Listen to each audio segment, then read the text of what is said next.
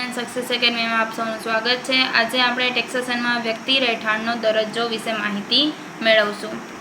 SSC એટલે કે જે વ્યક્તિ ભરે છે તેના બે પ્રકાર હોય। એક આવશે રહીશ અને એક આવશે બિનરહીશ। બિનરહીશ હોય તો કંઈ પ્રશ્ન જ ઉપસ્થિત થતો નથી, પણ જો રહીશ હોય તો તેના પણ 3 ભાગ પાડવામાં આવે છે। એક આવે રહીશ અને સામાન્ય રહીશ પણ હોય, જે રહીશ પણ હોય અને સામાન્ય રહીશ પણ હોય।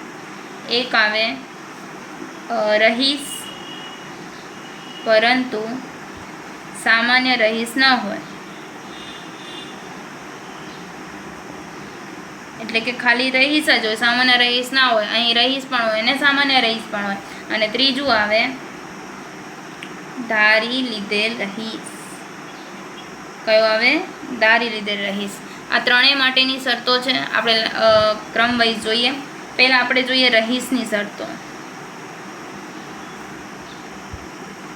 રહીશની 2 શરતો છે। પહેલી શરત એ છે કે પાછલા વર્ષમાં 182 દિવસ કે તેથી વધુ દિવસ ભારતમાં વસવાટ હોવો જોઈએ।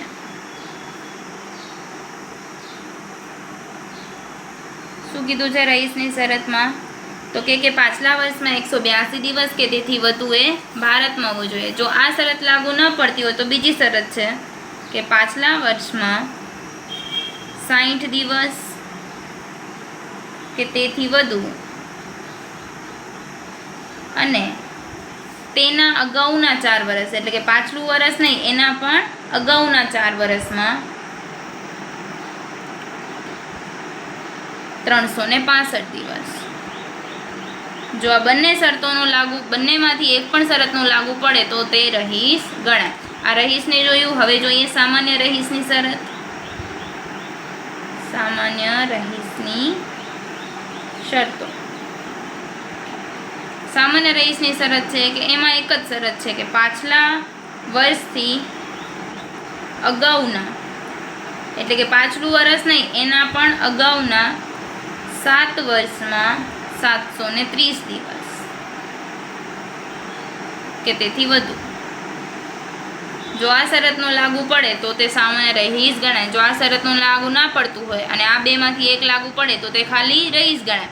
આ બેમાંથી પણ એક લાગુ પડે ને આ પણ લાગુ પડે તો આને કહેવાય રહીશ પણ છે અને સામાન્ય રહીશ પણ છે। ત્રીજું આપણે જોયું ધારી લીધેલ રહીશ। ધારી લીધેલ રહીશ। ધારી લીધેલ રહીશમાં 3 શરતો છે।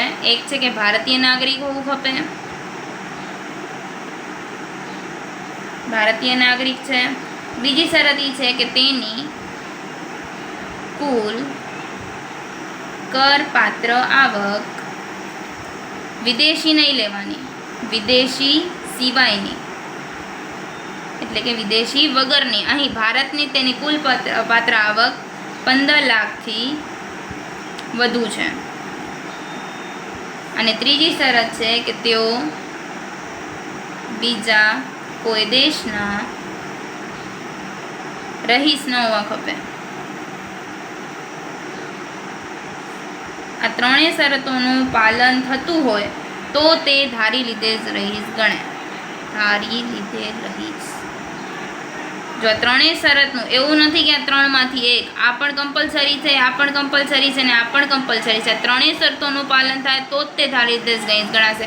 રહીશની શરતો આપણે જોઈ કે પાછલા વર્ષમાં 182 દિવસ કે તેથી વધુ ભારતમાં હોવું જોઈએ, અથવા તો પાછલા વર્ષમાં 60 ને તેના પણ અગાઉના 4 વર્ષમાં 365 દિવસ। સામાન્ય રહીશની શું છે? તો કે પાછલા વર્ષથી અગાઉના 7 વર્ષમાં 730 દિવસ।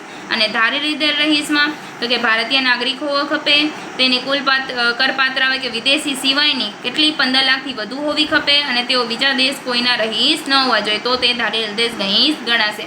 આ વસ્તુને નોટ ડાઉન કરી લેજો, તેથી દાખલા ગણવામાં સરળતા રહે। Thank you.